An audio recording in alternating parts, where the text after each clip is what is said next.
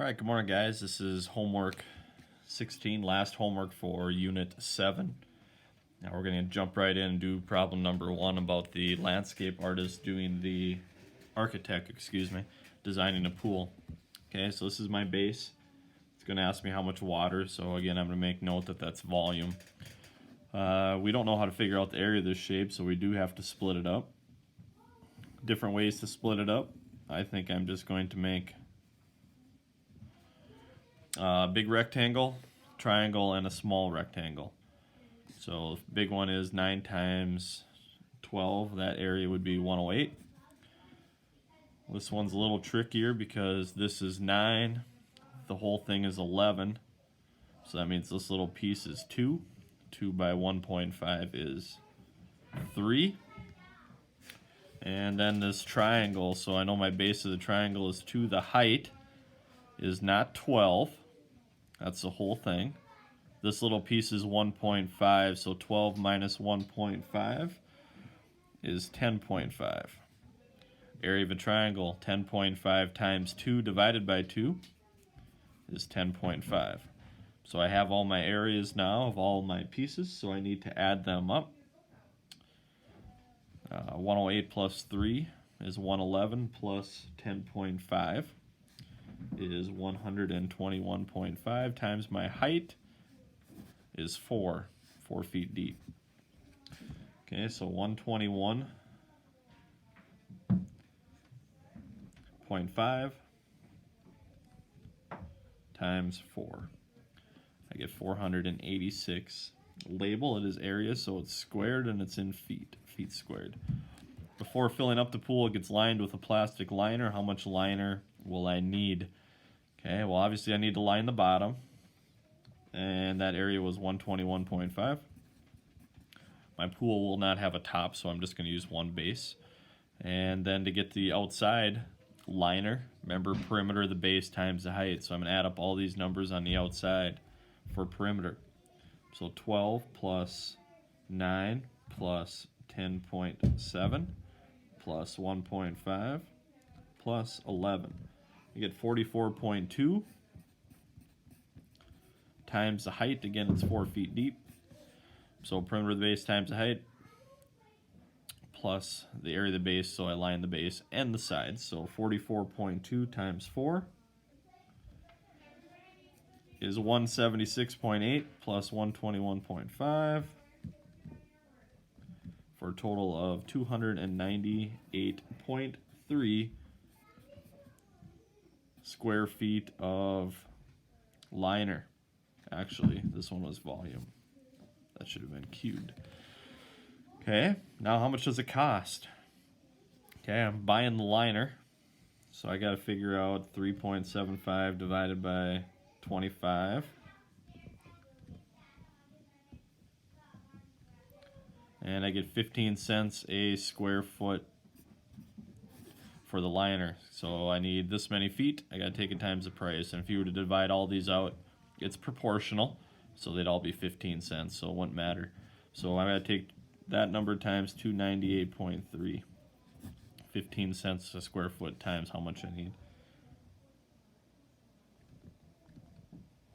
And I get, again, kind of a funny number. We got to round it to the nearest decimal. 44.75. Okay, question 2. Shade in a box the base. Shade the base. Hint, the base is not at the bottom, which we know. We got to stand it on this end. Okay, shade the front or the back, it doesn't matter. Shade the base. Done. Find the area of the base. Okay, well I'm going to bring out the base over here so we can look at it a little bit better. I know this is 4, I know this is 8. I'm going to have to divide it out. So I'm going to have to figure out the top of the rectangle, this length, which would be the same as this one. So that's 5. So the area of that piece is 20. If this is 5 and the whole thing is 8, that means this is 3. Height of the triangle is going to be the same as the rectangle. 4 times 3 divided by 2, 6. So the area of the base is 26 square units. Doesn't tell me the units. Find the volume. So I take the area of the base times the height. How tall is this thing? 12. 26 times 12. And you get 312 cubic units. Okay, question 3. Tape diagrams back from unit 4. Just a review of those. Is it a percent increase or decrease? Okay, and again, kind of a hint, you always start with the x's and then see if it got bigger or smaller. Okay, so I started with 3 boxes. Don't even look at this one right now. Y got bigger, so I know it's going to be an increase. Okay, and how many boxes did I add? It got 1 bigger, so 1/3 bigger. What is 1/3 as a percent? Because it does say percent. 1 divided by 3 is 33 1/3%, or 33.3 repeating. B, again, Y got bigger, so it's an increase.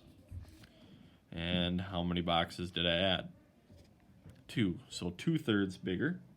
2/3 is 66.6 repeating, or 66 2/3% increase. C, again, I start with 3 boxes. Y got smaller, so it is a decrease.